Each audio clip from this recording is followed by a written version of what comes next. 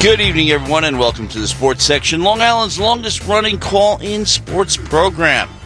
I'm Matt Mankiewicz, joined tonight by Greg Taylor. Ken Furman will be joining us momentarily, and guess what?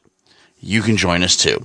631-632-9872, 631-632-WUSB is the number to call, and we will be talking about the Cincinnati Bengals and the Los Angeles Rams and what the odds were that they would be in Super Bowl 56. But that is what has happened here today, and it's going to be a lot of fun. I think the hype is going to be, a little bit more than usual, simply because you have a new generation of quarterbacks, a new generation of players, and the torch has been passed, so to speak. But we do have a lot of business to take care of course, with the Stony Brook Seawolves. And the last time we heard from them was a game that was actually moved up a day because, for one very good reason, what's going on outside. And yes, the weather has been frightful, but maybe your fire was so delightful, but all you had to do was let it snow. So the lead story on Stony Brook Seawolves.athletics.com is, of course, the invitation to join the Colonial Athletic Association, which was still not yet a done deal when we were last on air. Spent a lot of time on it. But the real thing that we have to talk about is that, first of all, first headline is that the men's basketball team did, of course, get into action on Friday, late Friday night, and that was actually the last game a Seawolf team played because they beat New Hampshire 76-69 on the road. Meanwhile, the women, they continued their winning streak to 8 games by beating New Hampshire at home 73-60. So, Greg, the team took care of business on Friday and was able to rest comfortably on Saturday.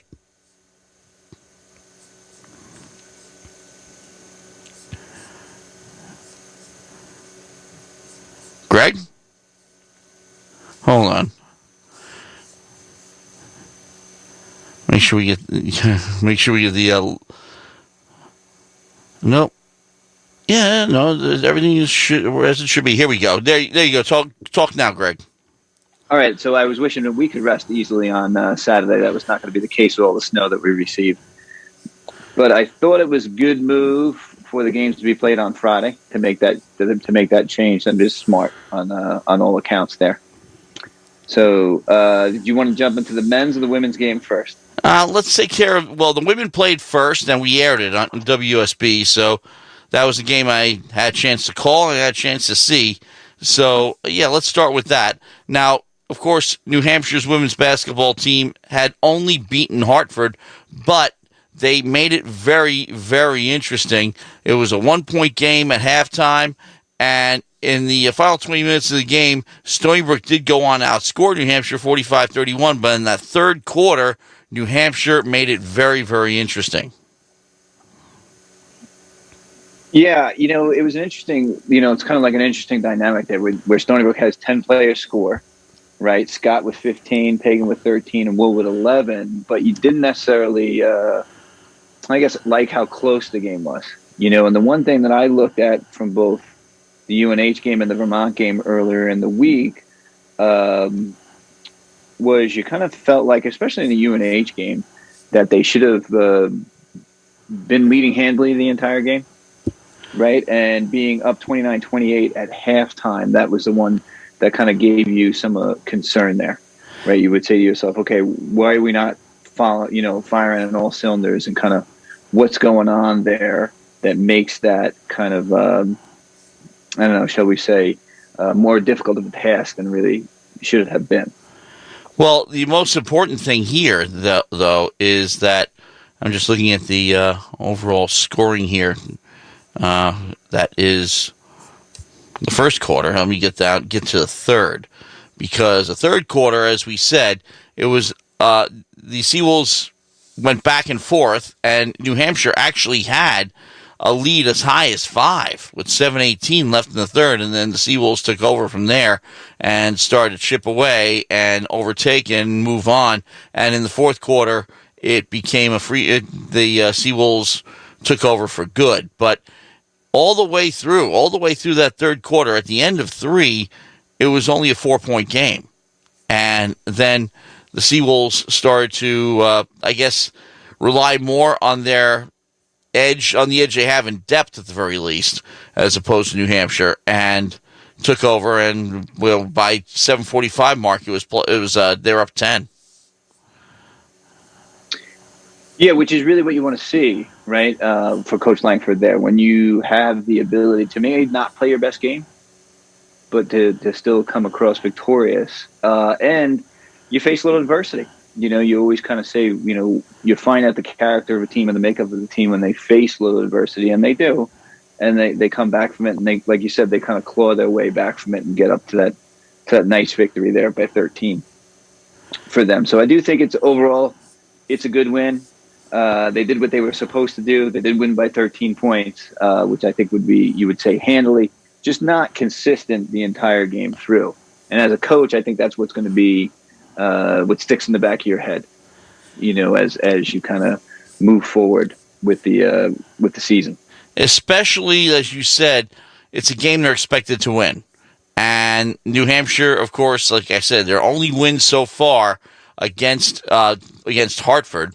So you're thinking that the Seawolves should be able to dominate, but they did extend their winning streak to 8 games, which is good. But as we keep telling everybody, it never gets easier for them because, first of all winning streaks eventually end. The last game they lost was way, way, way back at NJIT, that opener, and they will be facing them next Saturday. We unfortunately will not have that game for you here on WUSB because of the Reggae Marathon, and we also won't be on next week because of the Reggae Marathon. But Wednesday at 7, the women will be at Binghamton, and that will be their next task, so to speak. But if you're a Seawolves fan, you're gearing up for NJIT because NJIT is the only team that has beaten the Seawolves so far this year, and because they only have one loss in the American East Conference, they're solidly in first place. But NJIT could very easily upset the apple cart there too because they're not far behind. And calling up the standings right now for the women because, of course, I want to make sure I get all the games in. But right now, Seawolves at 8-1, Albany at 6-2, NJIT and Maine at 5-3. You know what? I think an excellent. Two things. Number one, when you have Binghamton next, is that a trap game for the women? Well, Binghamton at 1-4 and 5-10. Now, who would they beat for their lone America East win? I'm telling you in a second here.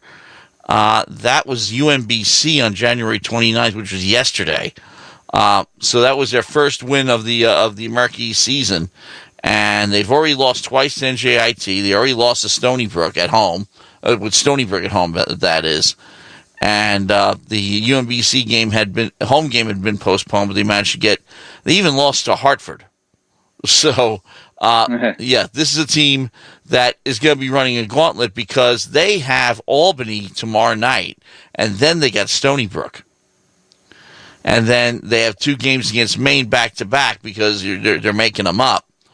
And these schedules are changing constantly as a result because of all the COVID postponements. But the America East, as a policy, is trying to get every game in as possible because we've talked about the scenario before. What you don't want is seedings decided by teams that have played different numbers of games. You don't want to lose the home court advantage by half a game. Yeah, I agree with that as well, too. I mean, it does jam you up, as we've seen. But obviously, weather's going to be jamming us up here as well, too, especially in the Northeast. But I think that one, I think you got to be careful about a little bit with Binghamton. Are they playing loose? Do they have an opportunity? Nothing to lose, kind of deal. And are you looking past them for Saturday's game? Listen, the kids have the internet as well too. They can see the scores and they know what's going on. Yeah. Well, the other thing too is that the bottom half of the conference is, I mean, UMBC is 0-5, surprisingly enough, and 1-14, because everybody thought Hartford would to be dead in the water, and they've actually won 2 games. They're 2-5 now, 2-16 overall. But the point is that Hartford could wind up, as as a mid-pack seed almost. Right. Yeah, it's a good point. Yeah, because only the Seawolves have played 9 games and Vermont's played 9. Vermont is 5-4. Everybody else has games to make up. So Seawolves have been lucky from that point of view. But I don't see, other than, of course, NJIT and Albany, because even though the Seawolves handled Albany well enough, they still are a thorn in their side. And you know that Albany will be gearing up for the next meeting. And that happens to be, by the way, on, let's see, the very last game of the regular season right now, scheduled for February 26th at Albany at 4 p.m. So they'll be finishing the season, and at the rate things are going, that could decide seedings. It could decide seeding for Albany if Stony Brook doesn't nail it down sooner. And at the rate things are going, Seawolves probably will if they continue, if present trends continue, as we always like to say. Let's see. Other things I want to bring up about that game. Just want to call it up. Here we go. As far as the box score was concerned, we had the Seawolves, a lot of usual suspects in double figures, like Earlette Scott, India Pagan, Earlette Scott at 15, leading all scorers for Stony Brook. India Pagan had 13. Leah Mori-Wool had 11. Gigi Gonzalez did not have a very good day shooting. 0 for 5 from 3, 3 for 11 overall. And Anastasia Warren didn't either. They finished with 7 and 6 points respectively. And they played the most amount of minutes of anybody on the court. So that's something that could give the coaching staff a little bit of concern too, that your 2 most productive players did not have good games, but other people stepped up, which was good. But you also have to have them going, because when they face their bigger challenges like NJIT and Albany, they have to be ready. Yeah, and I think it's an interesting point. Like when you are as good as Stony Brook is, the leading scorer should be passed around the team a little bit. But I think you bring up a good point. With Gonzalez only having 7 and Warren having 6, you're concerned about them, but you're also happy about your other players. So it's an interesting kind of balance between the two. And when I spoke to Coach Langford earlier in the season, she had kind of broken down her entire season into 4 quarters. And I think right now she's probably saying to herself, we're entering the 4th quarter of the regular season now. We've gotten through the preseason. We've done the non-league. We started the 3rd quarter, which we're doing the start of conference play, and now into 4th quarter, we're kind of you're at the halfway point. Play. You're past the halfway point of the American East season. So you're definitely down the stretch here, unless you want call the 4th quarter a postseason. But she had referenced the postseason as a new season. Okay, so you start fresh at 0-0, which is true. Yeah. But the big thing here is that, yes, that's seeing the teams the second time. But so far, based on what you've seen, what I've seen, I don't think that there are too many teams in the American East that can be on the same court as the Seawolves right now that are really that serious a challenge, unless they get caught flat-footed like they did in the 3rd quarter the other night. Right, and I think that would be your concern. They're just so athletic. And with their bigs, they have, 2 starters with Wool and Pagan that are really good players. And then Boucher can jump in and give you valuable minutes as well, too. So, when you look and say, do you have a missing link or a hole on your team? I don't think the Seawolves do. I think they have a nice complement of players the whole way through. From what I've seen, I think they're more athletic than most of the other teams that they go against. The question will be, I think, for them, and I think it's tough. Do you want to be a one loss early in the conference, keep them focused enough to go the whole way through? I think that's always what you're concerned about when you see some of these like against Vermont, where they're losing 18-11 in the first quarter, and you're losing by a point at halftime to UNH. They were up a point, but they were down. They went down as many as 5 in the third. Oh, okay, excuse me then. So, You know what I'm saying? Do you sometimes you need a real jolt to get you focused and get you ready for the conference play? Well, that's what I'm afraid. Well, not afraid of, but that's what I'm looking at when I look at NJIT on Saturday, because that's going to gear them up. Because, like I said, NJIT handed them their first game of the America East season. Was the NJIT handed them a loss and basically said it's not going to be as easy as you think. And NJIT, of course, has an opportunity to get a very high seed as well. Albany's right behind them, but they don't face Albany till the end of the year, till just before the tournament. So that is, yes, they can make up objectives too, but you're right. Sometimes you'd rather have, if you're going to lose now and not in the tournament. Okay, right. All winning streaks end, but you want the winning streak to end when it doesn't matter as much. When or after you've clinched the regular season title, first place in home court. That's what you want.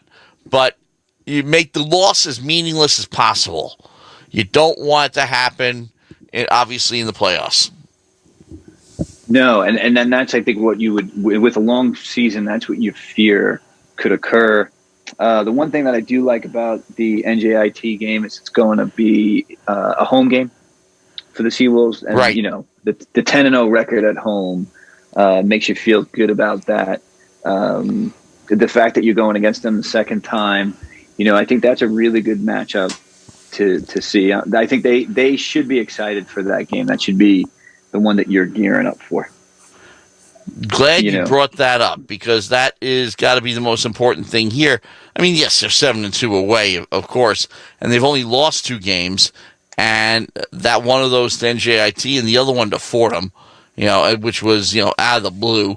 But it's interesting too, because this schedule hasn't exactly been, a gut schedule for this team. I mean, they've had some challenges here. I mean, they've beaten teams from power conferences. They've beaten St. John's. They've beaten Rutgers. Okay, they beat Washington State in a game that wasn't even planned. They beat Hofstra. Well, Hofstra got canceled. Correction, the men beat Hofstra. But again, good quality wins. Now, we're way ahead of ourselves, but because this segues into what we're going to be talking about a little bit later on in the hour, the move to the CAA. If the Seawolves continue on and get to the NCAA tournament, how much of a role do those wins play in getting them a better seeding? Because the most an American East champion usually can hope for is 13. And right. They beat a team. The year that breaks it, right? Yeah, they beat a team at home that was a 9 the year before. So the 8-9, the right smack in the middle of the regional. So that again, I'd take a 12 or an 11 would be great, because that puts you in upset territory. That you're much more closely matched with a 5 or a 6. Or yeah, I would agree with that. I think the other thing is with those Power 5 conference wins. What if you lost in the conference? If you lost in the championship game, could it be a 2-bid league? With those wins, the percentages are overwhelmingly against them. I mean, they can't rely on that. First of all, you will get a WNIT bid if you win the regular season and lose in the tournament. That's guaranteed. Right. But what you will not get is a second NCAA bid, because it's the America East is such a low-rated conference. This is what again, I want to hold off on this because I want to save this for later on in the hour because we do still have to cover the men. And it's going to segue perfectly because this is one of the things that was going on in the back of everybody's head when this decision was made. And you brought up an excellent point that, if you've watched mob movies like The Godfather and Donnie Brasco and Goodfellas and all the others, there's a term called the books are open. You're familiar with it. You probably watched all those movies. I certainly am. I actually watched Goodfellas last night. Okay, there you go. The books are open. That means in mob talk that there's an opportunity, there's a job opening further up. There's an opportunity to become a made man and move up in the hierarchy, okay? So in the case of the Colonial Athletic Association, the books were open. And when the books are open, you don't say, well, I'm not ready. No, you go because you don't know when they're going to be open again. But we'll get into that momentarily. But we do have to talk about the men first, just to maintain, keep things in order. So the men, not quite as simple as it is for the women. The women, I think, are right now running away with the America East Conference, and they should because, like I said, if you watch them on the court, you'll see that they are much more athletic. They are better. It's almost like watching the women's lacrosse team in terms of how significantly better they are than the rest of their competition. Now, when it comes to the men have this little bugaboo. The bugaboo is the University of Vermont Catamounts. And the Vermont Catamounts are doing to the America East men what the Stony Brook women are doing to the America East Women's Conference, running over everybody. They've won 9 in a row. They are undefeated in conference play at 7-0, and they have beaten Stony Brook twice, and they've made no bones about it. They have beaten them demonstrably, is a good way to describe it, because they manhandled them on January 12th at Patrick Gym, 98-65, and the Seawolves, you look at the box score, didn't shoot particularly badly. Okay, they didn't do a lot of bad things, but Vermont just ran them off the court. And they just bombed threes all over the place and just pulled away. Now, you go back to Wednesday, and you take a look at the game against Stony Brook yet again, and this one, of course, at Stony Brook. And Stony Brook's gearing up for this. They want revenge, and it just doesn't happen. Okay. Vermont, again, not necessarily great shooting. Now, the field goal shooting overall, very good. The three-point shooting actually not as good as it was in the first game. But here they go again in the second half. They can't miss.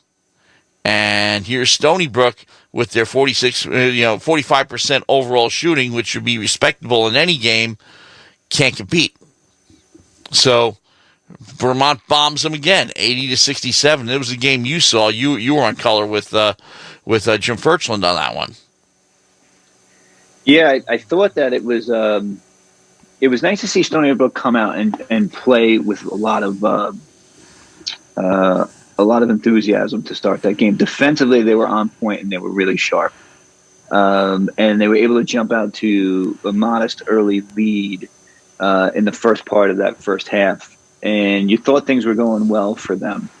So much so that the Vermont went to their bench and pulled some players off the bench, rotated some guys through. The Vermont did play 11 players in the game, which I think was beneficial for them in the second half. But they did build up a good lead, and they looked really good. But then Vermont just started to chip away and kind of do what they do. And then at halftime, they're up by 4, or up by 3, I guess, before it's all, at the end of the first half. And then in the second half, they were able to extend that lead to about 10 points, where it stayed, give or take, for the rest of the game. And Stony Brook just really couldn't catch back up to Vermont. Once you start losing to a team like that and you're fighting to get back into the game, and then Vermont has the ability to come in and hit a couple shots. They had one player come off the bench who hadn't played much, the kid Beckett, who had 13 points. He hit a couple threes. Beckett hit one big three at the end of the half because with 22 seconds left, that game was tied. He hit a three to put him up 3. And then the second half comes along, and you're starting to see, some shooting from the Vermont side. Stony Brook, takes an early lead, and then, as you said, Vermont just starts to pull away. At the 15:43 mark, they're up 5. And the closest Stony Brook gets, they get down. They get within 3 with 12:55 left. And then again, Vermont just keeps pulling away. That's as close as they ever get. And double digits, 8, 9, and that was it. And Beckett, as you said, kept hitting them. The one thing that I thought was that we'd spoken about before the game was you're going to expect Vermont is not going to shoot the way that they did in the first game. Like, how you ever going to have 19 threes in the game again? Probably not. So you expect the gap to close a little bit. I was impressed with Davis's shooting in his play, but the guy Ben Shungu, he is a difference maker. He physically is impressive to watch play, and I think he's a hard guard for Stony Brook, like who can cover somebody who's that size, that speed, that quickness on the court. So I think that's one of the rough spots for Stony Brook. Stony Brook played hard. I thought they executed their stuff well. They're not as talented as Vermont is. So then what do you need to do to overcome that and to manufacture a win from there? I thought in some ways it was good for Stony Brook because you got rid of that, 40-point loss or 30-plus point loss. So it wasn't that far of a distance. But really from, halfway through the game, you really kind of felt like Vermont had taken over and taken control of the game. I'm interested to see what kind of adjustments Coach Ford makes going into the game if they potentially get to play them again. We can speculate on, but I think it would start with trying to take away the 3-point shot because they seem to be able to hit it at will. How much? 12 for 30 is not that great, okay, but they were timely. The shots. Beckett, like you said, 13 points, 3 for 4 from 3. And, Ben Shungu, he chucked up 3 for 8, and that's one of the reasons why the percentage is relatively low. But the other players, Finn Sullivan, 2 for 4, and they were getting, one for Aaron Deloney. I mean, it was spread out amongst the entire roster, but make them earn it down low. And yes, Shungu definitely did. And he ended up, only took 2 free throws. And yeah, I don't see a lot of free throws here. 10 for 13, which is okay. But they don't put him on the line as much. So, basically say, make him earn it down low. And try to use size. Try to use that aspect of your game in order to get Vermont under control. Now, again, Vermont may just succeed at that too, and we're back where we started. But that's going to be, they're going to have to come up with a solution. The only thing they can hope for otherwise at a shot at the NCAA tournament is that somebody else knocks off Vermont before they get to them. Yeah, the one thing I thought they had some success with, and I thought that Vermont seemed, the way that they were playing defensively, they seemed to be a little nervous about the speed of Jenkins. And they were doubling him Jenkins had a really good night. Yeah, and then they were starting to jump him early, and I felt like he could have maybe potentially gotten the ball into the key to whoever the big was at that time. The other thing, looking at the free throws that you bring up earlier, I mean, Stony Brook only attempted 9 free throws. Which means they weren't drawing fouls down low. Yeah, and I think that has to do, if Jenkins can get the ball down low, you're going to get some foul action. I'd also like to see Stony Brook, when they attack the hoop, really attack the hoop and force the foul to be called. Yeah. Don't adjust your shot, force the foul to be called, and get some of these guys into foul trouble. Well, that's huge. Get them off the court. I mean, look at the women's game the other day. Mackenzie Boucher had 17 minutes, only took one shot and hit it, which means she got on the board, and it was a timely one too, which it always is from her. But she got into foul trouble early. I mean, she didn't foul out, but she came close. She had 4. So, yeah, getting people into foul trouble messes up your whole lineup. And that, I think, was also a factor, too. But Boucher didn't play as many minutes as she would have because she got into foul trouble. But turning back to the men, yeah.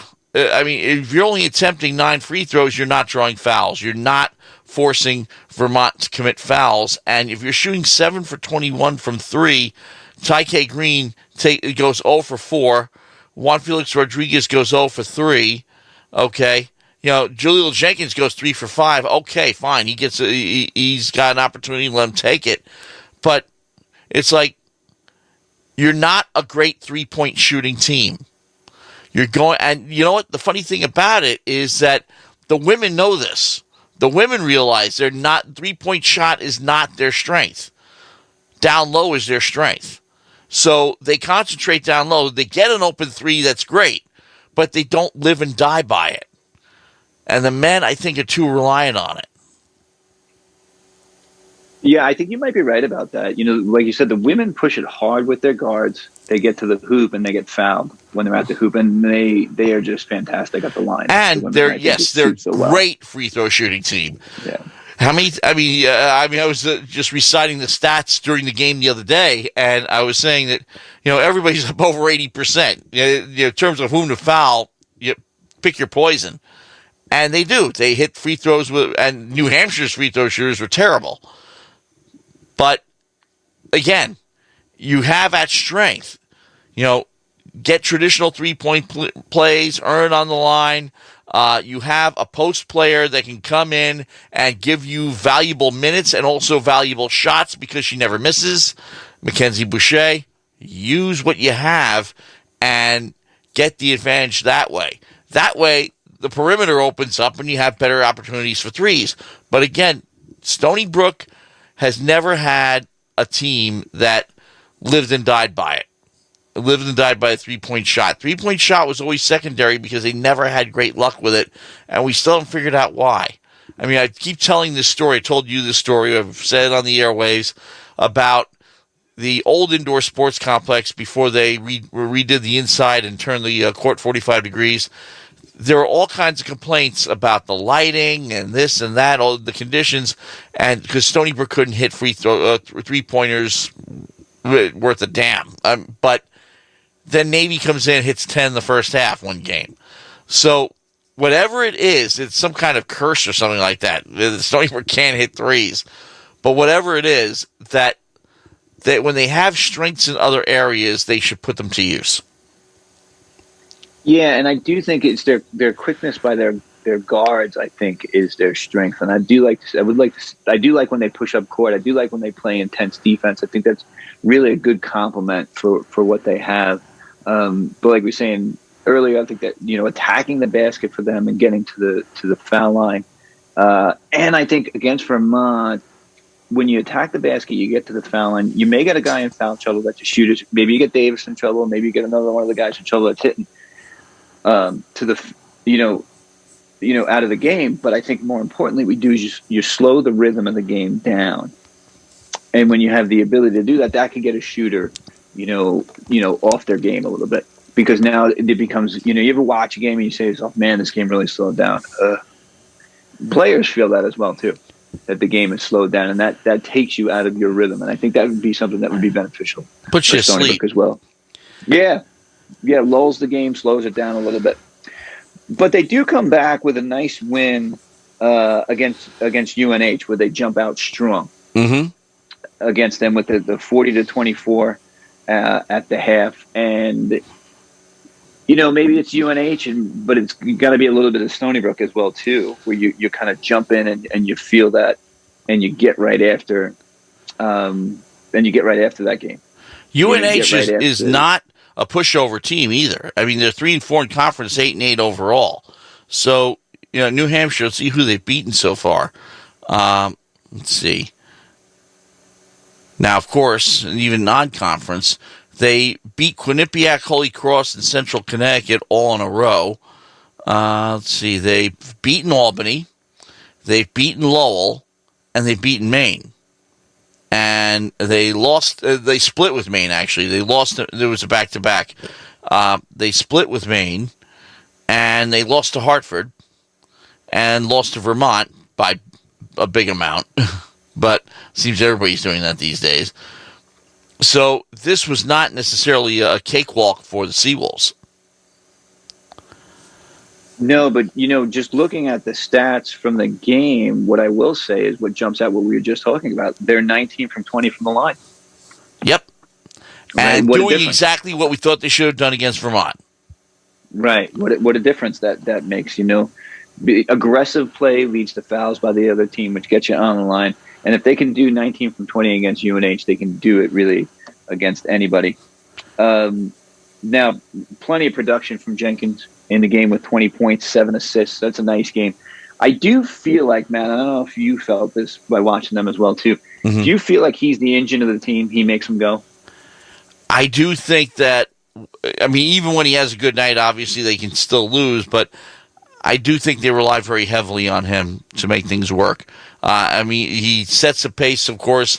He leads the team with 7 assists. And, yeah, he's definitely the engine that makes them go.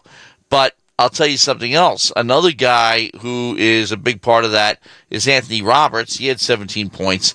And Tyler Stevenson-Moore had 16, he had a good night as well. But Anthony Roberts contributed some valuable minutes, too. Only missed one free throw. He was 7 for 8, but again, doing the same thing.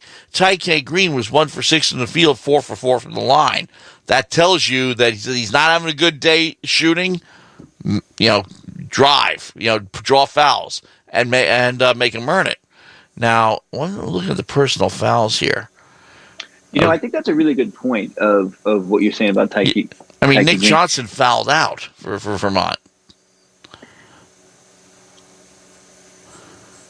Yeah. Yep. Mm-hmm. You're right. He did.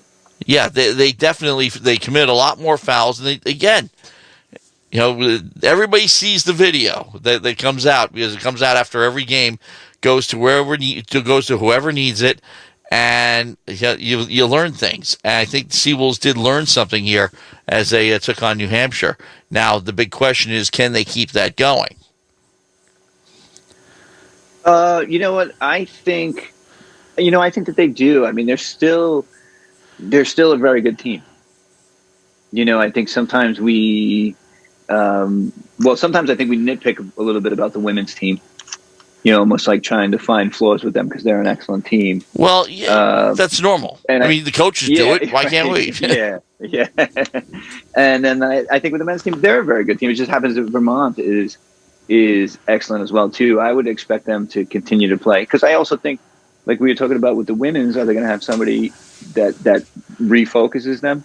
Well, I think Vermont is a team that refocuses Stony Brook, or that lost to Vermont. And I also think, they closed the gap against them. They can point to you can watch the tape any way you want to. And I think you can watch that tape from the Vermont game and say to yourself, okay, if we can hit this foul shot, we don't get this bad call, we don't have this happen to us. And then now you're talking about, now we're trimming down points in the game. And, okay, now we're at a game with 2 minutes left in the game. Okay, that's what we want. We want to be in a game with Vermont with 2 minutes left. Less than 10, 6 points against Vermont. And then let's see what happens to Vermont when they're really tested. So I do think that Stony Brook really has a nice team. So I would expect them to perform, and I think they're going to be really focused going on. And I think that start against UNH shows that focus that they had. It shows that, okay, we're here to play, and we want to be successful, because that's how you start a game, when you want to be successful after what you deem to be a bad conference loss. Okay, so coming up for the Seawolves, they, of course, get Binghamton. That game will be again on, I believe that is, they are home against Binghamton. That's on WUSB. It's going to be a 6:55 start. So we're going to see immediately what the results of this refocus is. Obviously, the win against New Hampshire, but Binghamton's 5-4, right behind Albany, half a game behind, and only a full game behind Stony Brook. They have the same number of wins, but twice as many losses. But so it's all getting pretty tight in the middle of the pack, and it still has to shake out a bit because, again, Maine has played 8 games. Okay, but everybody else, and NJIT has played 9.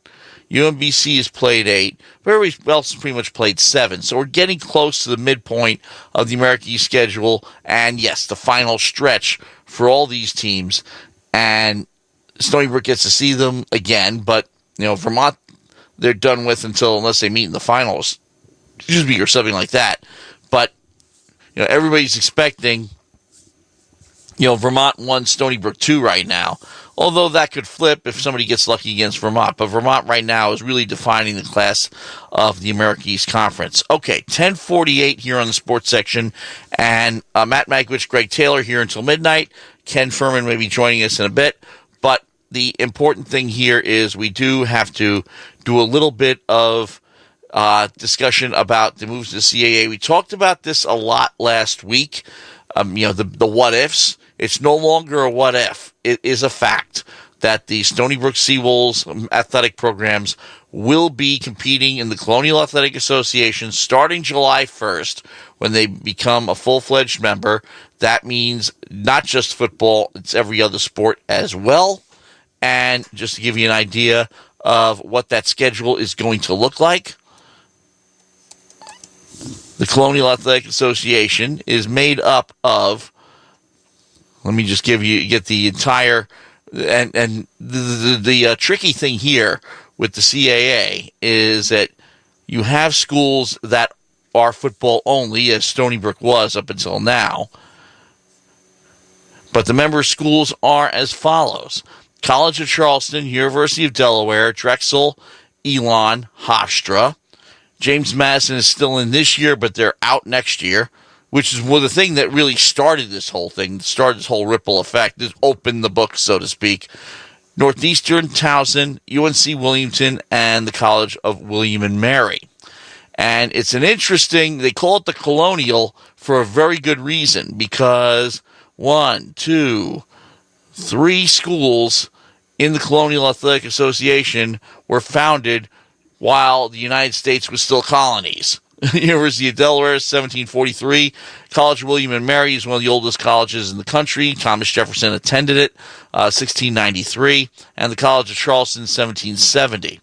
And a lot of other old ones, too. Stony Brook is a newbie, having only been around since 1957, and Hofstra only around since 1935. I think they're the only... UNC Wilmington, 1947. So those are your 3 schools that were founded in the 20th century, everything else before. So, a bunch of old ivy-covered buildings and old established programs from the early days of college sports. But it's going to be an interesting change because you go from a Boston-centered conference, which is really what the America East is, to a Southern-centered conference, which, it really does center around, I guess, if you want a geographical center, maybe Washington, D.C. You have teams north of it, teams south of it. Yeah, and I guess there probably is talk about having a north and a south piece to the conferences if they do have enough teams to it, right? So you could have really like a CAA North and a CAA South. I don't think they're there yet, though. But they're adding 3 teams that would put them at. Yes, Hampton, Monmouth, again, south, north, and Stony Brook, a little bit east. But Monmouth gives us, obviously, another local rival, and local being, Long Branch, New Jersey, but I lived in Monmouth County when I was a little kid for 5 years. I lived in Englishtown, so I know the area, and it's not that hard to get to. But Hofstra is the mother lode of all this as far as Stony Brook is concerned. Told you the whole history of Stony Brook versus Hofstra. Goes back 30-plus years, but Stony Brook had been kind of running away from Hofstra behind him, running away from Stony Brook. Didn't want him to join the America East while Hofstra was there. Stony Brook joined the America East when Hofstra left. There was a brief time when Hofstra and Stony Brook didn't talk to each other, but we now have an athletic director at Hofstra who used to be an assistant athletic director at Stony Brook, so the relationship between the two schools is much warmer, and now they're going to be in the same conference together, which was unthinkable only 10 years ago. Maybe sooner than that, 5. Yeah, and I think it's a great thing for Long Island. I think it's a great thing for Long Island college sports. In particular, I think it's just got to be good for the high school athletes. I think that's what the miss has been between the two schools not competing. If you get that natural rivalry going between the two schools, it will actually attract some of the local talent to come and play for Stony Brook and or Hofstra. Obviously, we'd like it to be for the Seawolves, but I think what happens is you develop this rivalry, you develop this intensity in between the two, and it gets the locals that have maybe traveling somewhere else to play to stay home. And I think that's probably more of on the men's market, in particular for lacrosse. Oh my God, yeah. More players on the island. Run down the names. Run down the names. That natural rivalry going. Yeah. You know what? So, you're familiar with the bench before it got sold, right? Yes. And you remember all the lacrosse memorabilia the guys put up there. Mm-hmm.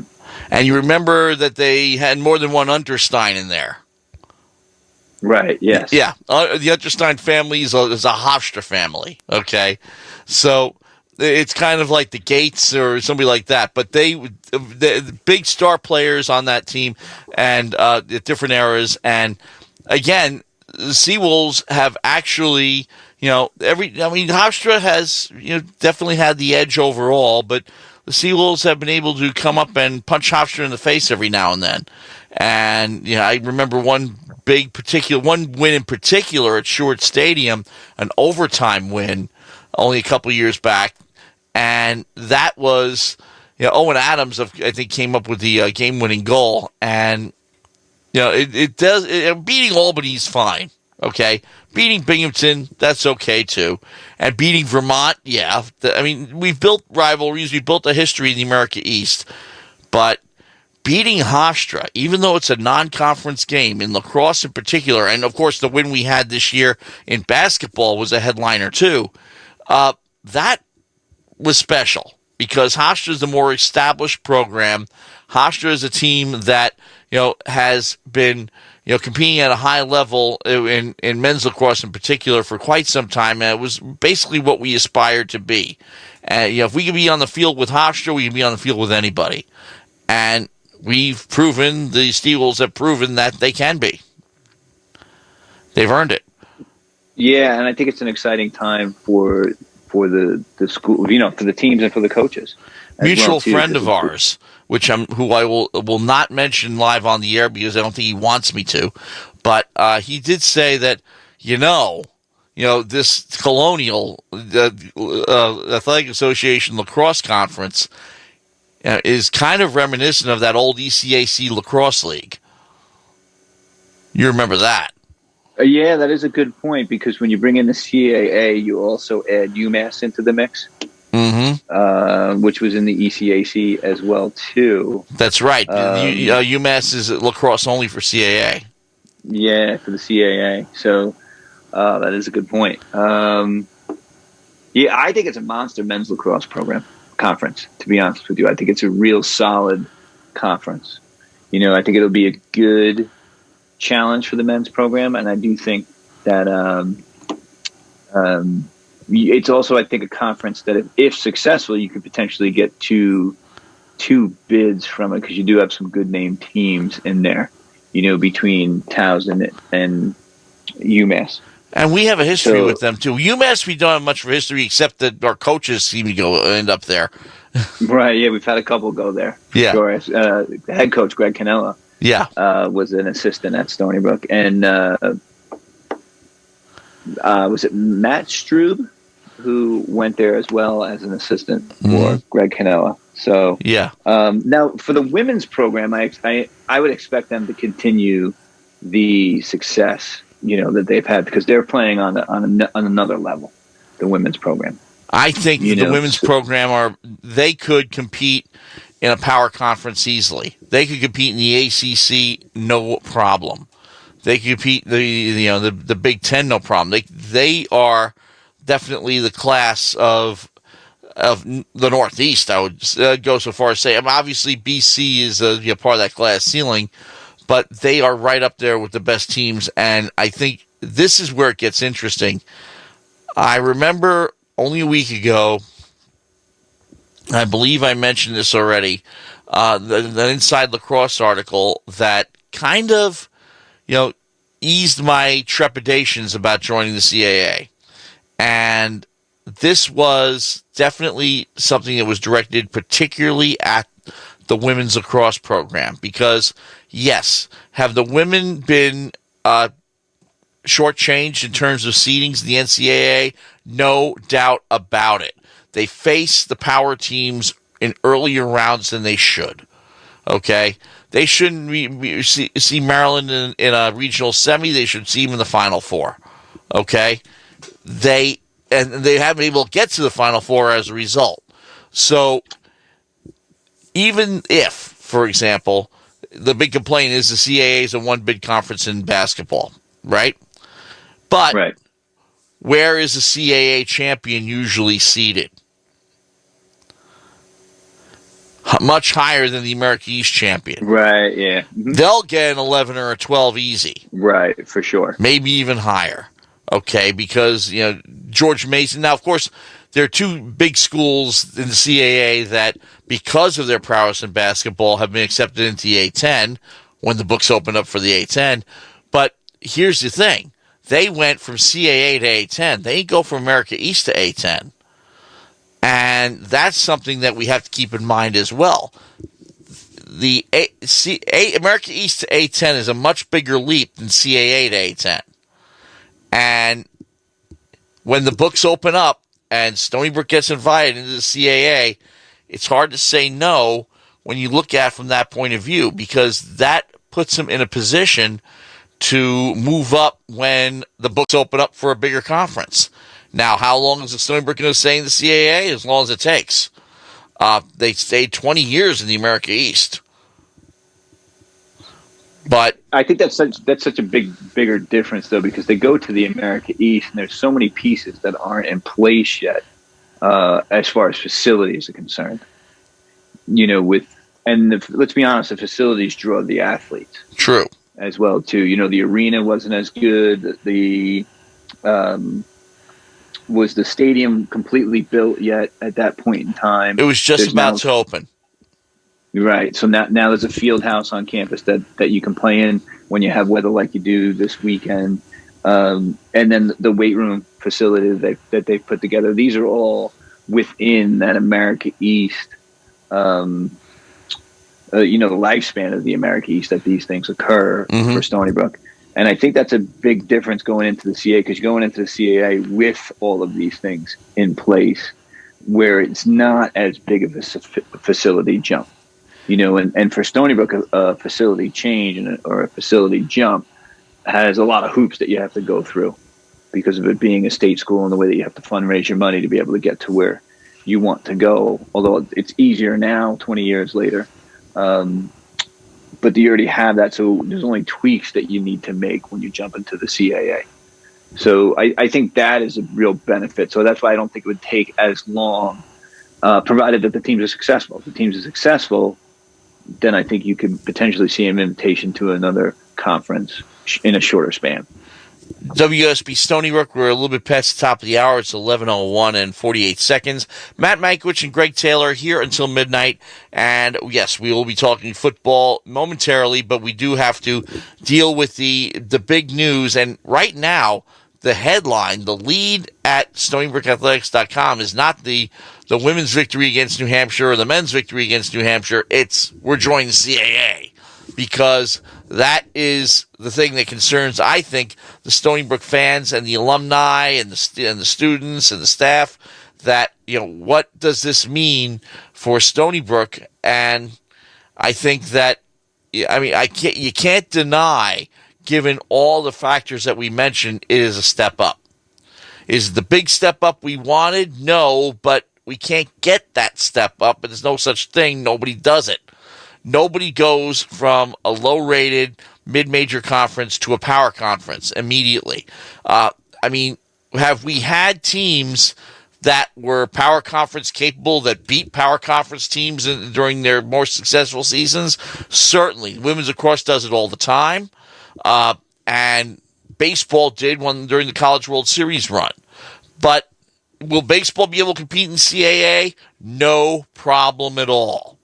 I think Matt Sank will definitely be up to the task. He always is. Every time they upgrade, and I don't know how strong the CAA is in baseball. I don't think it's that much stronger than the America East. So I don't think that's going to be much of an issue. I think Stony Brook is going to hit the ground running when it gets in there. But where it benefits us the most is, number one, no more. Albany could join us later on because Albany is in the CAA for football. Again, history mentioned this before. When Hofstra, Drexel, and Delaware left, Stony Brook, Albany, and Binghamton went in 2002 all together. So Albany and Binghamton remain in the America East, and so far as we know, there are no plans in the short term to get them into the CAA. Now, this is where the divergence starts to happen because Buffalo went Division I 10 years before everybody else did in the late 80s. And Buffalo continues to do whatever it wants. They're on as far as athletics are concerned, we don't even play them. But the other three, because they're in the America East and they went Division I together, they did everything together, this is a major divergence because except for Albany in football, we're not going to be playing them anymore unless we schedule non-conference. And it's not going to be, I think also that Hofstra is going to displace Albany as Stony Brook's chief rival.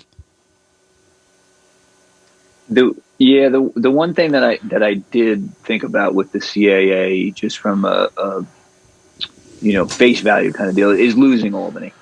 Because I do think that is a natural rival as well, too, being that they're both SUNY schools, right? And we've competed with them in a lot of different ways throughout the years. I think it's all sports. I think that is a loss, and more than, in my mind, and I don't know why, but more of a loss for Albany. You'll lose not being able to play Albany than not being able to play Binghamton.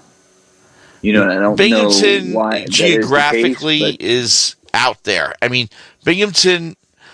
It's a SUNY center, and they have a lot of alumni on Long Island, but Albany has kept pace with Stony Brook, and even, I think, it leapfrogged Stony Brook athletically because they actually have been to the NCAA, got to the NCAA before we did in basketball. Leapfrogged us in lacrosse when they had the Thompsons, and they shared the Tewaaraton Trophy and got a number one ranking. Albany's lacrosse program, for the most part, was ahead of us. Right now we're kind of on a more equal footing, but for that 10-year period, they were ahead of us. So but on the flip side, our women's lacrosse team is way better than Albany's. But it's a little bit of a back and forth there. So we were pretty much on the same footing. Ken, you have just joined us. How you doing? Ken?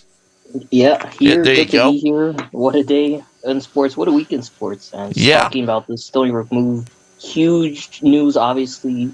Great news, definitely, from many perspectives, including, obviously, potentially financially, new rivalries at stake. Just getting a vibe and just seeing the students react. A lot of joy there, I think. A lot of them are thrilled with these opportunities. Coaches, obviously, have been thrilled. They've all been putting out statements, all of them pretty positive. Pretty funny, too, for Ashley Langford. She just left JMU, left the CAA, and is going to be joining back later this season, or next season, rather. And some of the alumni, too, looking on at these student athletes, kind of jealous they didn't play in the CAA. But, yeah, there's going to be a lot of changes, obviously, and just on that topic, it's, the new thing now, it's not going to be Stony Brook NGIT. Like, I feel like we kind of predicted or felt it was going in terms of the new rivalry. It's going to be Stony Brook Hofstra, no question about it. Just that intensity is already there. It's been there for a long time. Obviously, from the office standpoint, there was, some beef because Stony Brook tried to join the CAA years earlier. It didn't happen. But now, just on the local front, you're going to get that added excitement, seeing both teams play each other in every sport multiple times a year. And as you said, to me, it's really you're going to see a lot of all-star games between these two teams. And what I mean by that is a lot of the best talents from the high schools, they're going to start staying local now because of not only Stony Brook's move, but also just the rivalry and how intense it's really going to get. And we've seen it over the past couple years already, especially in women's lacrosse and men's lacrosse as well, men's basketball. Just those three in particular really stand out, where that intensity is there, and those games are more well received, especially locally, than other contests for both teams. Oh, no doubt about it. I mean, when Stony Brook and Hofstra play a big game, it gets on the back page of Newsday, and it's the only time either team ever gets there. And Hofstra feature coverage on TV, feature coverage locally as well, not just from WUSB, but other stations as well. Well, yeah, definitely. If Stony Brook and Hofstra face each other, it's on all the local news broadcasts. News 12 beats it to death. I mean, it really does get more of. And if they're playing for an NCAA bid, if they're playing in the CAA tournament, right. And the other thing that also happens is that they've got this new building that's not far from Hofstra, and an old building that's right next door to Hofstra, both of which are basketball friendly. And that means that, you can play to a bigger audience, and also quite possibly, let's say, I mean, the ACC went so far as to put their tournament in Barclays Center for a couple of times. The A10 does it. The A10 is in Barclays. Big East is in the Garden. Why can't the CAA be at UBS? UBS, yeah. And you got to think that's definitely a play. And definitely in play, maybe not likely, but it's definitely, I think, something to that. And I think part of the reason why Stony Brook made that move, and we don't have the specifics yet. We're going to talk to Sean Hellbron soon, but just with that, you got to imagine for sure something the CAA had in the back of its mind when negotiations were going on was something like that, and it wouldn't work if it was Stony Brook representing the American East versus Hofstra in a one-off, or a Long Island Cup, like we're seeing in lacrosse this season between St. John's, LIU, Stony Brook, Hofstra. Yeah, that's nice, but it's only a weekend. Having that Long Island rivalry inter-conference, it adds to that and adds the recognition, and it's going to add to the legacy of both schools. The two things about the first, we'll go with the regular season games. The one thing I think the coaches are really going to have to like about playing Hofstra in the regular season is you're not jamming these games into whenever it fits best for both teams. And you're not, once it becomes a conference game, now it's on your schedule. Now you're playing it at a regular time. You're playing it Wednesday night or Saturday night in basketball. Yeah, and I you're remember not just kind of trying to jam it into a spot, which makes it part of the routine now, right? Yep, because remember when, and for quite some time, especially in the early teens, this was happening. They put the Hofstra game on the final week of this regular season, just before the Saturday game again. They put it on Wednesday, and they play Albany on Saturday. And then the following week, you're in the tournament. Just to get that game in. So now you're not just getting the game in anymore. Now it's in its proper spot, proper location. Obviously you're going to start playing each other twice in sports. And I think, Ken, when you brought up the fact that the men's is doing like this Long Island Cup, and are they playing Friday, Sunday? Is that what the games Friday, are for Sunday that? at Hofstra Stadium.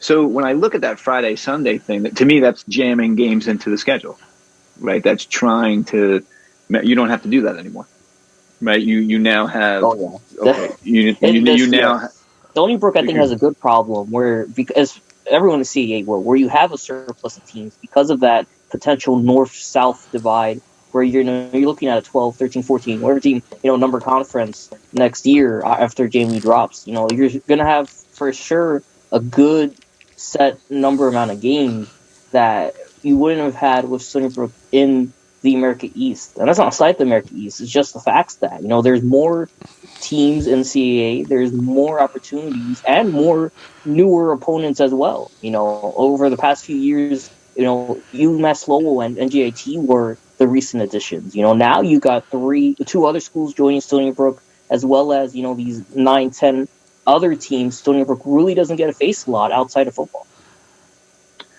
Right. And I think that's a really good point. I think the travel is going to be so much nicer. You're going down south instead of going up to Vermont or New Hampshire in the middle of the winter, right? Who wants to go up Maine there now? or run down the list. Yeah. Not doing a 5-hour bus ride. Still have Northeastern, though. That's true. Right. But Northeastern's right in the middle of Boston.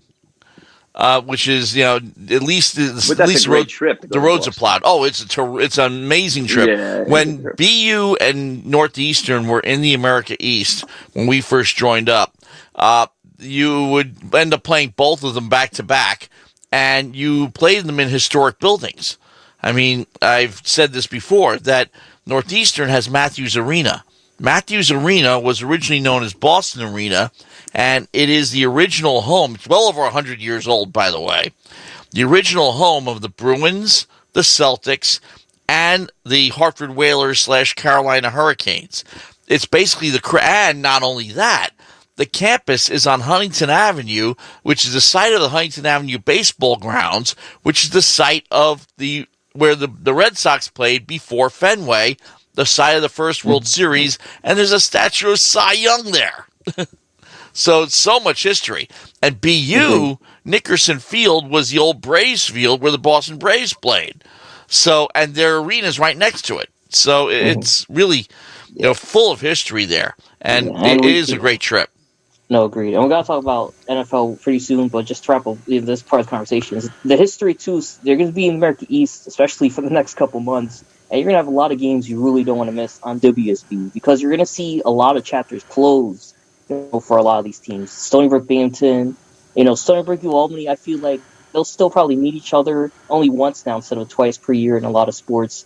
Stony Brook and NGIT, I think, would be really interesting, because even in the short time span, these two teams were rivals. Really, these are only two times in a lot of sports where these two teams faced off. There's a lot of animosity built between these two clubs. Baseball and basketball in particular come to mind.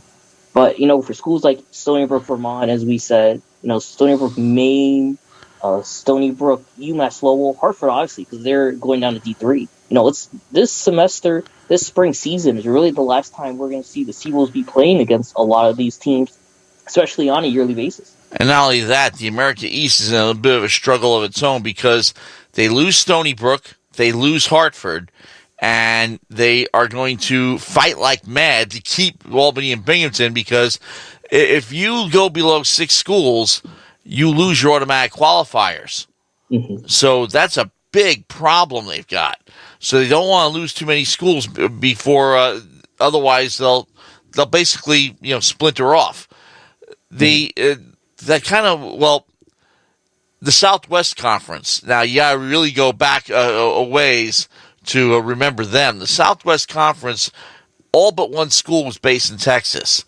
And then when the books opened up, so to speak, and the Big 8 became the Big 12, and the SEC doubled in size and everything like that, all those schools got eaten up and the Southwest Conference just died. Yeah, and my last thought on that too is, don't be surprised for America East to try to merge or potentially, I don't want to say buy out, but potentially, eat up another smaller conference. I know that NEC, it really came to mind in a lot of analysts' predictions, and I have to agree with that. With some of those teams, or virtually the entire conference, joining the America East and getting 11 or 12 schools that way. That may be their solution. I have two just out of the sky kind of comments and questions, maybe even. You brought up USB Arena for the basketball tournament. What about Nassau Coliseum? Well, UBS is a much newer building.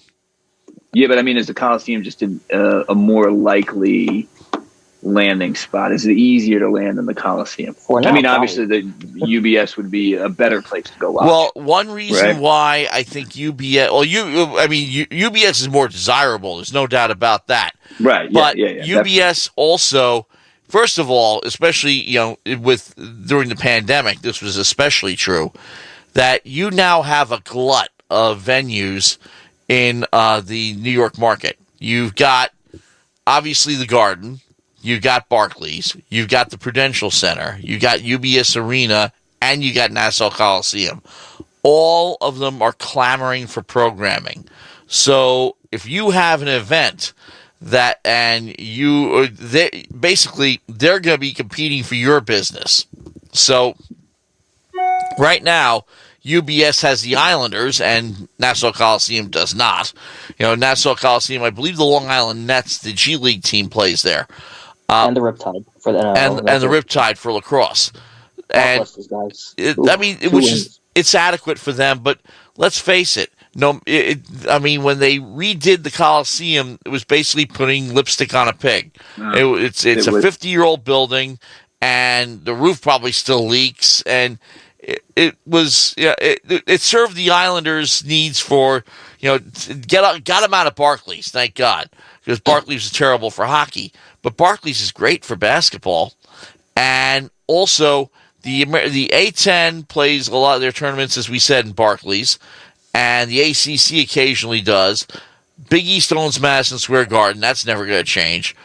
But, the CAA bounces around all over the place, and they're going to want a piece of that action too. So they're thinking, what the hell? I mean, even the Prudential Center has hosted college tournaments.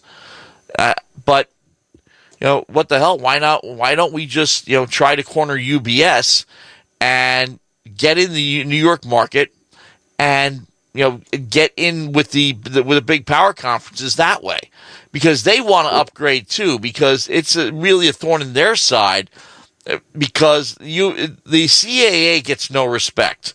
It doesn't get enough. I don't think it gets the respect it deserves in terms of tournament bids. They keep treating it like the America East, the selection committee, and the CAA is trying to upgrade. The CAA is trying to upgrade on multiple levels. Number one, media exposure, and number two, competition. And they're saying, we sent a team to the Final Four. We moved two teams up to the A10. Come on. We're a good conference. We deserve better than this. So we shall see. And I think trying to nail down UBS Arena would be a great move. Now, Nassau wouldn't be a bad one if UBS wasn't available, but I think UBS is the prize. It could be the right place at the right time. Yeah. Right. You're converging the conference together. You're adding teams. You're adding local teams. Monmouth, Hofstra's already there, but Stony Brook. So there is that natural kind of draw to that place, which would be pretty cool. My next question is, you had brought up Buffalo. Buffalo's in the MAC. Is that the next place? I mean, this is a 10-year down the road question, maybe. Is the MAC the next? Yeah, is the MAC the next kind of a conference that you're looking to get into if you're Stony Brook? Well, the MAC would be a downgrade from the CAA. Stuff was that it was. I remember the A10 was really, word on the street is definitely from a certain fan base, vocal fan base Stony Brook had. That was kind of the prize they were aiming for, and obviously a lot of them pretty satisfied with this week's results. But in the back of my mind, I'm thinking A10 may be where the certain people, especially people in power, may want Stony Brook to end up down the road. Although the CAA isn't a consolation prize, much of it is a proving ground for Stony Brook athletics now throughout the next decade plus. Maybe it's me. Maybe it's because of, just watching the basketball these years, is I don't think the MAC is as good as the CAA. I think the CAA is better. I mean, yes, because Rick Pitino is coaching at Iona, it gets a little bit more exposure. Monmouth is going from the MAC to the CAA. That tells you something right there. Yeah, that's a good point. You look at the schools in the MAC. Take a look at the enrollment of the schools in the MAC. Okay, the only one over 10,000 is Quinnipiac. Everybody else, there are high schools on Long Island that are bigger than half the schools in the MAC. That is, yeah. St. Peter's 3,500, Siena 3,200, Niagara 3,800, Marist 6,600. Manhattan, 4,100. Iona, a hair under 4,000. Fairfield, 5,300. Canisius, 3,200. Sachem, I think, is about that size, isn't it?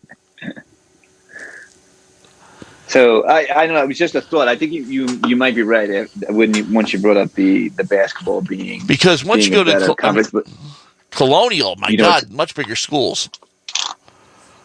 But Ken, I do think you bring up a good point with the A10 maybe being the final. Maybe you make a push for the A10 and they say, you need to be in another level here before you can. I agree. Well, that's why I think the CAA. I think that's where it comes in. Yeah, I agree. This is, I think, the thinking process for Sean Hobron in particular, but also, just the rest of the athletics department. It's like, all right, this is a proving ground for down the line, elevating even higher. But I think just getting Stony Brook to the CAA now from the Big South, 20 years ago, America East, 15 years ago, it's pretty impressive enough for this athletics department to rapidly, I think, continue to elevate after joining the D1 ranks only a couple of decades ago. The smallest school in the CAA ranks up with like the second largest school in the MAC in terms of enrollment. Elon at the hair under 7,000. William and Mary 80. I mean, you got Towson has 23,000. Okay, University of Delaware has 23,000. Drexel is 22,000. Northeastern's 22,000. And then they haven't even counted us yet. Mm-hmm. Okay. And we're at 27,000. Yeah, we got to ship football now, but again, exciting times for our athletics department. A lot of happy folks, and rightly so, I think. But going forward, like I said, it's going to be the proving ground for this Stony Brook squad, and it'd be impressive if they could win, a bunch of CAA titles next year. I don't see it happening, but this squad, I think there's still a lot of talent there. Where especially women's lacrosse comes to mind, could definitely get a conference title within the next couple seasons. I mean, we saw NGIT get a title in baseball in their debut season in the America East, so it's extremely possible now, especially with the leveling of the playing field with everything that's changed since the COVID-19 pandemic hit. I also think with the conference tournament being the way it is, you can kind of get your feet underneath yourself, get into the conference tournament, and then maybe make some noise that way. Exactly. Right. It doesn't have to be. It doesn't have to be the traditional. We dominated the entire way from start to finish. Yes. Stony Brook men's lacrosse has been on the wrong side of that the past few years, but it's been proven, especially in America East and CAA, that the seeding really doesn't matter. And I think that it's also been proven in the pro sports, as we talk about the NFL, where we have a Super Bowl coming up between two teams that aren't a 1 seed, a 2 seed, or even a 3 seed. You had the San Francisco 49ers who entered as a 6 seed going up against the LA Rams who were a 4 seed. So what did you think about those games today between the Rams and the 49ers? You want to go KC Bengals first because that was the first game up? Yeah, might as well. Because that was, well, first of all, I'm not going to say nobody thought the Bengals were going to win, but with the way the Chiefs were playing and the way they were rolling into the AFC Championship, people were just, I think a lot of people, we were talking about it last week, that the Bengals' luck was eventually going to run out. And we didn't predict any upsets last week. It didn't. It did not run out at all.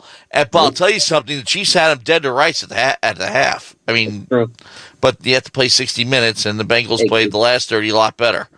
Yeah, Cincinnati, they really flipped the switch in that second half. And it was the defense that got it started. Because you remember in the first half, the Chiefs had 4 drives, scored on 4 of them. Then at the very end of that first half, they got into the red zone. They were up to 2 with 4 seconds left, and instead of going for the end zone, Mahomes threw a screen pass to Hill to try to get him in and try to get Hill to go in the end zone, and they got stopped at the 1. And that really, I thought, was the momentum shift for both teams, because after that, Cincinnati, I thought, really felt comfortable getting to Mahomes and were able to force the whole Chiefs offense to get unbalanced, and especially going to the end of regulation, the Chiefs' final drive. And, it looked like they were going to find their way into the end zone, but instead, the Bengals' pass rush was able to get to Mahomes, sack them in consecutive plays, and it forced the Chiefs to settle on a field. You know what? Go ahead, Greg. I thought that I know what the Kansas City Chiefs. We'll start with the halftime, the play before half. At the end of the half, the Chiefs have to be thinking there. If we score now, we close the door on the Bengals, right? That's what have to be. But if they had, they would have. Yes, but I think the old adage kind of falls into place. You don't chase points in the first half. I don't think you chase points through three quarters. And I wasn't a fan of Cincinnati going for the 2-point conversion, even though they got it. I kind of felt like they were chasing points a little bit there. So that really backfires on them there. And I think you're right. I think it becomes like, okay, we can now do this. So, that it's almost weird that somebody else's mistake becomes almost like in football, it happens in particular. Basketball can do it. It's like when guys are missing shots in basketball, it's because you're playing good defense, right? And that one, you almost look at it. Yeah. And I think in football, you kind of say to yourself, even though they shouldn't have gone for it and they threw a bad play, we still stopped them. We're not down. They don't have 28 points. They only have 21 points. This is actually now doable for us. Right. And I think that kind of like was you. But then also give the Bengals credit in the second half. Their defense dominated. Yeah, they forced 4 punts, 2 interceptions, and only allowed those 3 points at the very end. Those were a tough 3 points to get. 21 unanswered points by the Bengals. Right? Yeah. And, first of all, they were pre-playing that muffed pass. Actually, I'd say it wasn't muffed. I was caught, but it was stopped.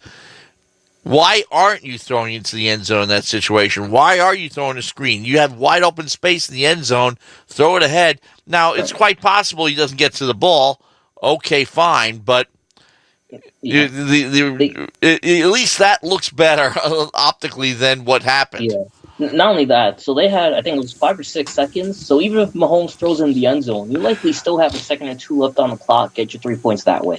Instead, not only did the Chiefs throw it and Hill got it, it was a bad pass. He was inbounds. They had no timeouts left. So Mahomes signaled for the timeout. The clock was hitting 0 because the Chiefs couldn't stop the ball. Literally, all you had to do was throw it at the back of the end zone when no one's open. Get Bucker out there, and you're almost guaranteed to take a 27-3 lead into the locker room, or a 24-3 lead into the locker room. It's kind of that Mahomes thing. You live by his improv and you die by his improv. Yeah. Right. So I mean, really, there's so many times where he is playing off the cuff, and he's such a good athlete. I think he's like a point guard as a quarterback. The way he plays, it really is. He really is fun to watch. But the downside of that is these are the type of things that occur every once in a while. This just happened to occur at the wrong time. Right? That they kind of blew it there. It's kind of old school, his style of play, because all quarterbacks used to be like that. And right, yeah. I think that the mentality in basketball, obviously, because things happen too quickly and you can't micromanage the way you can football. I believe personally that it doesn't matter what level you're at. Football is way too micromanaged. I would joke about the fact that football players tend to do well on Dancing with the Stars because every single move is choreographed. So they're used to that. And they're great dancers. Right. And actually, that's a really good point. Yeah, as I would say, Mahomes had a bad game because that first half, he only missed, I think, 3 completions. I don't remember the exact stat, but it might have been something like 17 for 20. It was that second half where he really started to taper off. Still finished with 26 completions, 275 yards, but he had 2 interceptions at the end of that. By the end of that game, including one that will prove costly for the Chiefs in overtime. Yeah, I mean, I would say I would agree with this. Obviously, the one in overtime. I don't want to say he choked. He just didn't play well in the second half, right? His first half was better than the second half. Yeah. I think you have to give Cincinnati's defense some credit. They made plays when they needed to. I think you give most of the credit. Yeah, and I also think a couple of things occurred to allow that to happen. A couple dropped balls. Yeah. A false start penalty here, this or that. A couple of those things go your way. Right. And that occurred for Cincinnati as well too. The Bengals defense did a great job as well, shutting down Tyreek Hill, especially that second half. He had 7 catches for 78 yards and a touchdown in the first half. and he had 0 yards, 0 catches, 0 anything rest of the game. And that's huge when you have arguably the number 1 weapon, at worst number 2 weapon behind Kelsey. He's really the number 1 weapon.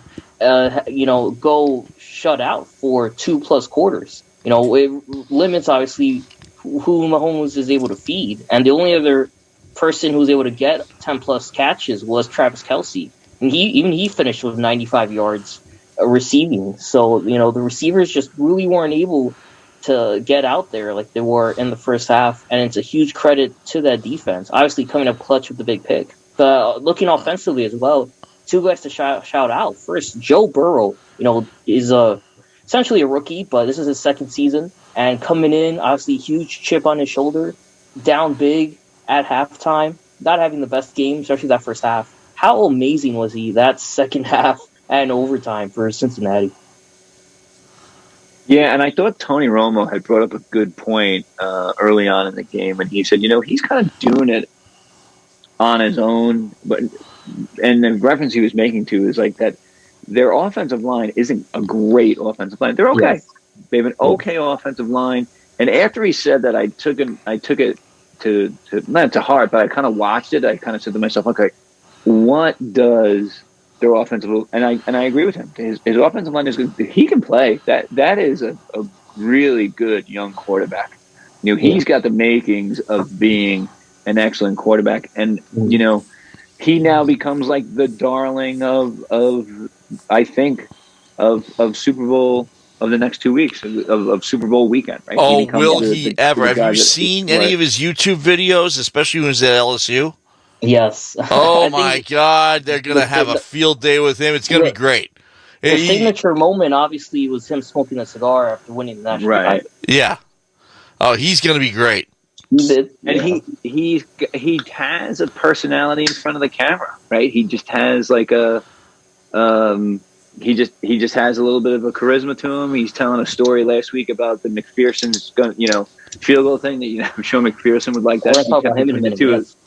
Yeah, but you think that story would like to be kept between the two of them and not shared with 230 of your 230 million of your best friends. Right. But you know what? Hey, you see the commercials, the State Farm commercials ad nauseum with Pat Mahomes on them, right? And Mahomes was that way a couple of years back, and now Burrow's going to get his moment in the sun. He's going to get a whole bunch of endorsement deals. But trying to picture him in something that whoever does put him in a commercial, I hope they have a good sense of humor. Yeah, probably State Farm's next. So the young guys they got like Mahomes, Baker Mayfield, right? Yeah. And Burrow again didn't have the best game. 23 completions, still 250 yards, pair of touchdowns and a pick. But that second half, he really stepped it up for them. Got guys like Joe Mixon involved. Mixon finished with 88 yards, 21 rushes. Just looking at the catching as well, T. Higgins stepped up 103 yards on his 10 catches. 6 catches. Jamar Chase as well. He was on lockdown, double coverage, still able to fight through and get a touchdown, even though he finished with 54 yards. Burrow was throwing to Chase in traffic. Yes, and Chase was still coming up either with catches or was drawing penalties that just weren't called.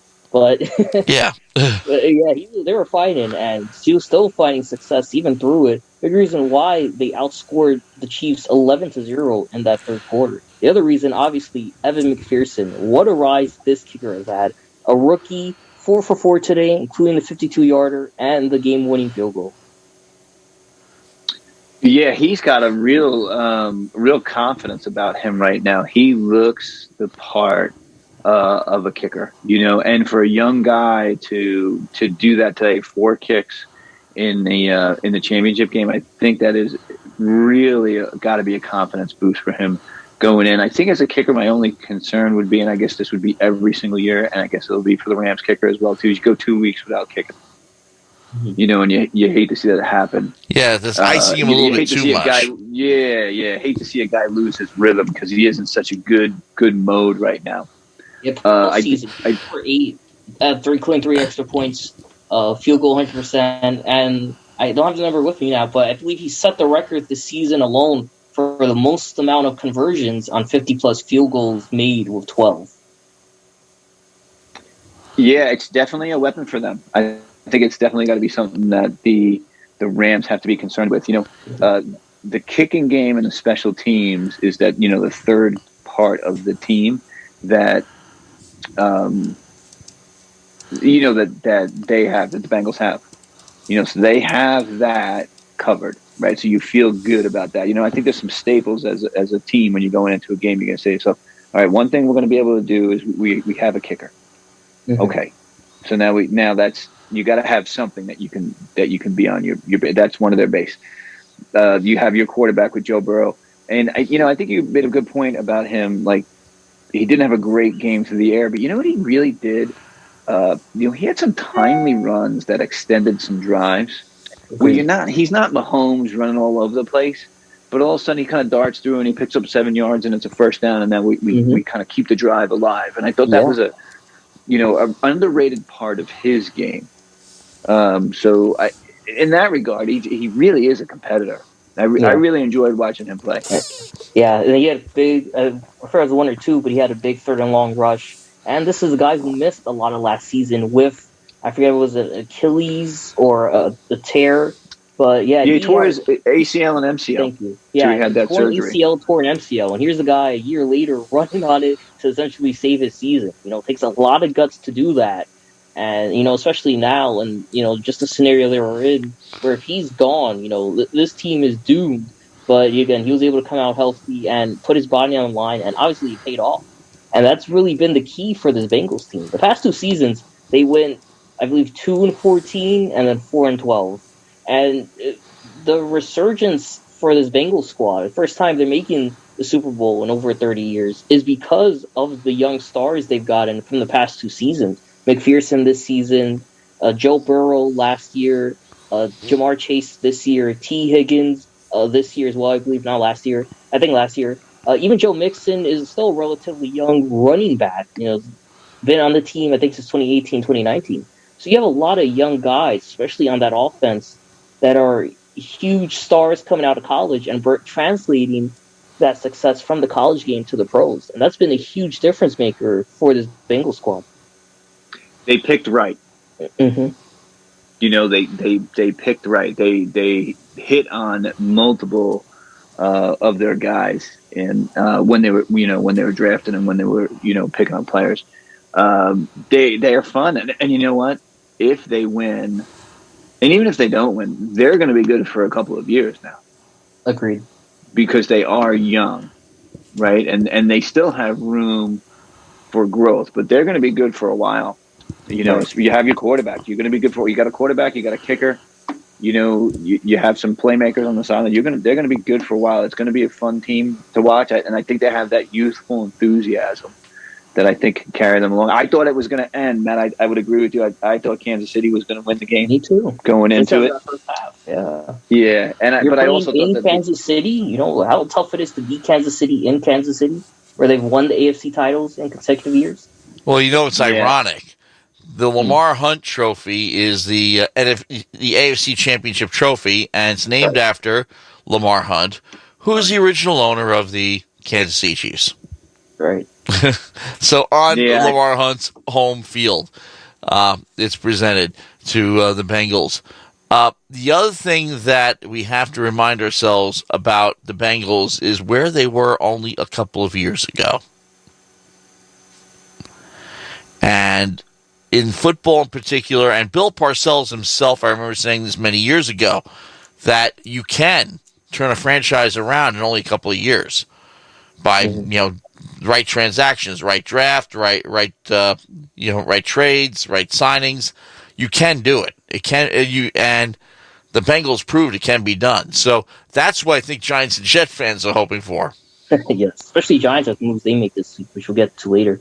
But yeah, it's like I said, go back to that 2019 season, first year under Zach Taylor. A lot of folks already calling for his head. Went 2 for 14, and they started the season 0-11. The first team eliminated from playoff contention in week 11, and it took them to week 13, where ironically enough they beat the Adam Gase Jets to get their first win of the season. Mm-hmm. But like I said, a couple years ago, it was the first time since 2003 where they were able to pick the overall draft pick. And back then, they used it on Carson Palmer. He brought them moderate success. But in the short time Joe Burrow has been a part of this team, he's translated, obviously, to great success. And Burrow missed a lot of last season, but before he was out, they still won a couple games in faster succession in 2019. And you could tell that he was really elevating this team.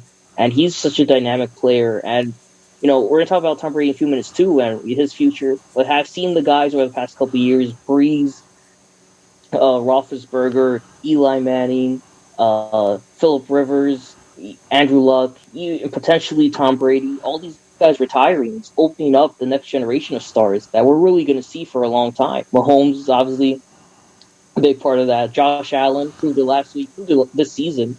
Joe Burrow is going to be a huge name to keep in mind as well, along with a couple guys on that other side as well, like Matt Stafford. Yeah, do you want to transition over to the 49ers-Rams game now? Yeah, that was a heck of a game to watch as well, yeah. Yeah, that one I had to listen to on the way over here, but yeah. A fun one to listen to, for sure. Yeah, I kind of, just watching the whole game through as well, I almost felt, obviously thinking that the 49ers were going to win the game for a good chunk of the game, thinking that Jimmy Garoppolo was going to be starting quarterback in the Super Bowl with the way that he's played. Yeah, I know. It was kind of like unnerving. Right. I also thought there were times when the Rams, I thought, were going to give the game away as well, too. And maybe not give the game away, that's not fair, but also made just some tactical errors with some missed field goals. They missed a guy in the end zone. I think it was Skoranek. That would have been an easy touchdown. Yeah, literally they got stuffed on fourth down in the third quarter, giving the 49ers the ball back. I just kind of felt like they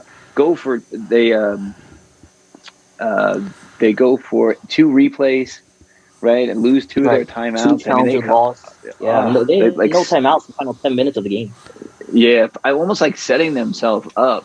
Yes, for a failure, in a way. But man, they got it done. Their defense was just phenomenal. Agreed. And it's funny too because of the two games, I really feel like this game would have been the one where the upset happens and San Fran wins. Because going into it, the Niners won 6 straight games against LA. This is being back past a couple seasons. And, Shanahan and McVay obviously have a lot of history. Were brought up together in the NFL ranks for Washington and obviously split apart there, know each other's systems so well. And for a long time, it was Shanahan who got the better of McVay. As you were saying, the Niners and McVay really weren't doing themselves many favors, especially, as I said, you lose all your timeouts even before you're anywhere near the 2-minute warning. But Raheem Morris and his defense really stepped up today and complemented the offense in the first half. And with the Rams, they only got 20 points, but the defense stole the show. Obviously, Aaron Donald's always going to dominate. But guys like Greg Gaines and Sean Robinson, I thought, really stepped up, really disrupted the chemistry the 49ers O-line had, forced Garoppolo to get uncomfortable early and often. Obviously, you can't downplay the impact Jalen Ramsey and Eric Weddle, who wasn't even on the team at the start of the season, had, nearly taken away passes from Garoppolo and interceptions before ultimately it was Travin Howard sealing the win by getting a pick off a really terrible throw from Garoppolo. Yeah, a guy who's playing pickup basketball only a couple weeks ago to stay in shape. Wow. Is going to be playing in the Super Bowl in a couple weeks. I do think it's similar in a way to the KC Cincy game. Is kind of like a tale of two halves here, right? So the Rams score early, but then the 49ers take control of the game, right? And they start operating and playing the game they want to. They get it up to 17-7 in the third quarter with 1:59 left, and you start saying to yourself, I think this kind of might be. And then after the Rams go for it on fourth down, they don't get it, and then the 49ers go back and score and make it 17-7, and we start saying to yourself, it's kind of going the way that we think it's going to go. They have all these things going against them now. They don't have the timeouts and all the other things. Yeah, exactly. Then Stafford hits Cup for a touchdown. Then they hit a field goal It's to funny. make it. It's funny, Greg, because it literally, we're talking about that timeout call a lot, that last one. It's funny because it literally felt like after that timeout that McVay had to burn his final timeout, the momentum shifted in LA's favor somehow, which makes zero sense. But the reason was, he challenged a potential Niners fumble. It was pretty clear it wasn't a fumble, but the Rams got a big stop, and it forced San Francisco. Well, it didn't force them. They were at midfield. They could have gone for it, similarly to what the Rams did earlier in the game. But instead, Shanahan elected to punt, gave the Rams another chance, and eventually it was Stafford hitting Odell, connecting with Odell to move them across the field, and later scoring a touchdown, and taking the lead, I think, off Matt Gay's field goal. And it was just bad mismanagement again, play calling from the Niners, and it's sad because it was reminiscent of them in the Super Bowl a couple years ago against Kansas City, where all they had to do was milk the clock and they would have beaten them. And instead, they allowed a really dynamic offense to come back and change the game. Yeah, I would agree with that, and I think good for Matt Stafford. That's where he went to LA to get to this spot, right? That's what he wanted. He had the game. A lot of guys, Matt Stafford, Odell Beckham, Von Miller, Eric Waddle, those guys in particular. Andrew Warhorf, who was a longtime Ram. Yeah, and I thought, Odell Beckham had a nice game today. It was nice as a guy who's a Giant fan. It was actually nice to watch him play and not have all those other antics that came along with him. Right. It really watched him mature as a player. So good for him as well too. Sometimes a change of location is the best thing for a guy, and that's kind of where the Rams in. The Rams are into winning it right now, from the quarterback to some other players, and they made it happen. They're a good team.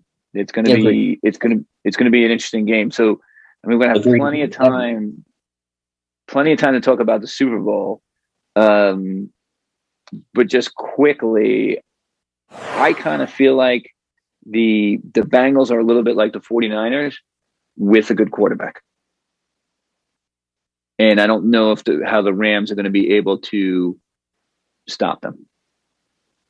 Mm-hmm. That's just my initial take. Like, how are they going to make that happen? It sounds like you're leaning towards a Cincinnati upset. And that's interesting because honestly, I'm feeling that way too. A large part is just how crazy this season has been already. But another thing is, we were talking about the Giants earlier. I really get a lot of those vibes from watching really the 2011 Giants in particular. With the Bengals right now, we have a quarterback who's getting hot, making plays really out of nothing. Like I said, the right guys are getting hot. The defense is really stepping up. And again, this is a team that isn't perfect because, the O-line in particular were questionable for the Giants back then and the Bengals now. It was only a couple weeks ago where they allowed 9 sacks to their quarterback. But even so, Joe Burrow still found a way to lead the offense and ultimately get them a win. And that's definitely something you can't just understate, even if I think the better talent is on the Rams, especially the offense, but defensively as well. Obviously, Aaron Donald, Jalen Ramsey, Weddle, offensively, Stafford, Odell, Cam Akers, Cooper Kupp, Tyler Higbee, if he's back. Rams are dealing with a lot of injuries as well. But to me, the Bengals are getting hot at the right time. And the Rams, it was always their destiny, I think, to be here in the Super Bowl. They went all in for a reason, and it's paid off, obviously. But this Bengals team, it's almost like you're playing with house money, just with how many upsets they pulled off and just how well they played against the other best teams in the NFL. And right now, I'm predicting a Bengals upset win, Matt. I think so, too. And actually, when you think about it, this is the great thing because now everybody and his brother has gotten to the whole gambling thing. Is that I wonder what the spread's going to be here, because we're not the only ones thinking this. That the Bengals are clearly the hot team, and the Rams, they picked up Matt Stafford off the scrap heap of They should Detroit. be the better team. On paper, they are the better team. Yeah, on paper, but there's a little bit of magic here, and you know what? This is the big problem when it comes to sports betting, in my opinion, is that oftentimes it's very hard not to vote with your heart. You know what I mean? Right. Yeah. Especially in a game like the Super Bowl. Now, yes, you may not be a fan of either team, but you watched both teams and you watched their stories and stuff like that. And yeah, the Bengals, I think, are the more intriguing story, or the more sympathetic story, that this team hadn't won a playoff game since 1991. The quarterback is a character. The quarterback is known to be one ever since his days in college, and I think especially with the 2 week hype period that every Super Bowl comes with, I think that you're going to get a lot of people just going with the Bengals just for the fun of it, and that might alter the spread a little bit. But yeah, well, the interesting thing is it makes it's going to be a close game. That's why we'll definitely guarantee. I have FanDuel now, so the over/under is at 50 points. For both teams to combine. So that's I think likely to happen. But the opening spread so far favors the LA Rams at minus 3.5. So tight. It's almost a pick-em. Yeah, slight favorites. I think the interesting thing about the spread, when you think about the spread isn't always about who they think is going to win the game as much as it's about how you get people to bet. So I think sometimes we get misled by thinking, oh, it's a 3, or it's a 3.5, or it's a 4, whatever the number may be. That's really what the number is to entice people to bet the most. Right, what's going to encourage bets on both sides? Well, a tight spread doesn't necessarily do that. A bigger spread encourages long shots. I would say the bigger spreads, it obviously, I think, contributes more towards the point differential. So you're putting more money down on a closer game. It's obviously, I think, going to counteract against maybe multiple people betting smaller amounts for a larger game. But I think the 3.5, I think, is a pretty good number. To me, it's just so close. It's tough to pick from these two teams. I felt more confident last year with Tampa Bay over Kansas than I do this year with one team over the other. Yeah, I mean, I really wasn't I would just throw a number out there, but I kind of said it the wrong way. I think that when you talk about whatever the spread might be, and Vegas thinks it's going to be there, so this whatever, it's really just not necessarily how the game's going to be played, but how people are going to gamble. Oh yeah, and I think it definitely comes into play, but that's it what also we have to be careful about. It gives you an idea of how people are evaluating the game, regardless, even with that as a factor.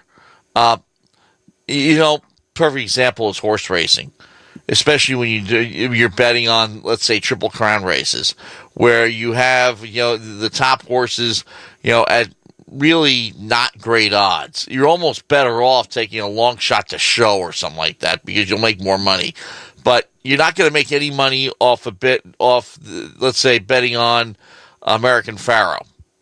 I mean, the odds on him were just minuscule. Yeah.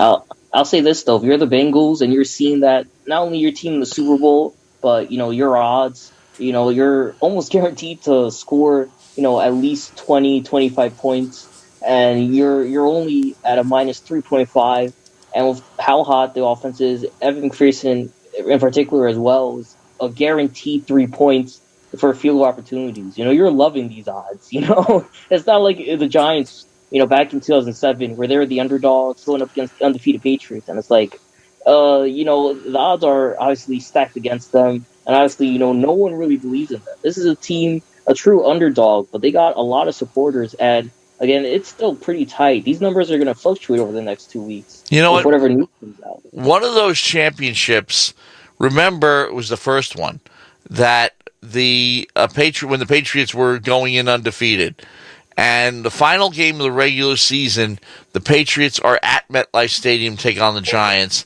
And the Giants didn't win the game, but came damn close. Yeah.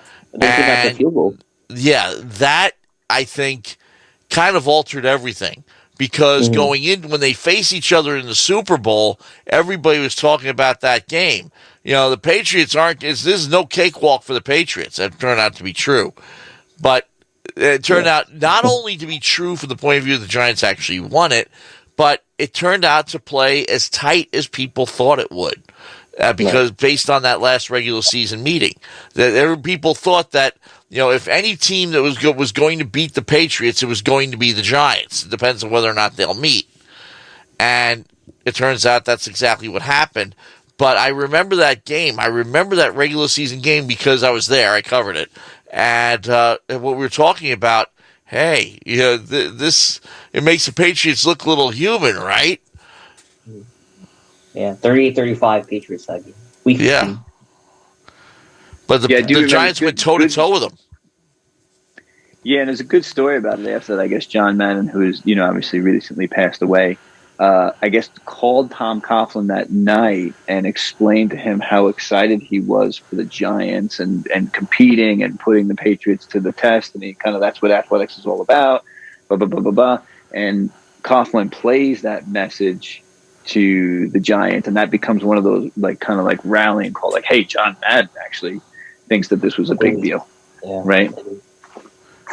There's a great episode of the old Mary Tyler Moore show where Mary says, what if I got a call from Eric Severide telling me that our news production was the best written, best anchored, best performed local news that he'd ever heard.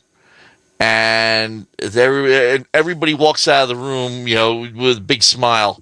And then Lou Grant says to Mary, Ed Asner, says, he didn't actually say that, did he? He said, all I said was, what if?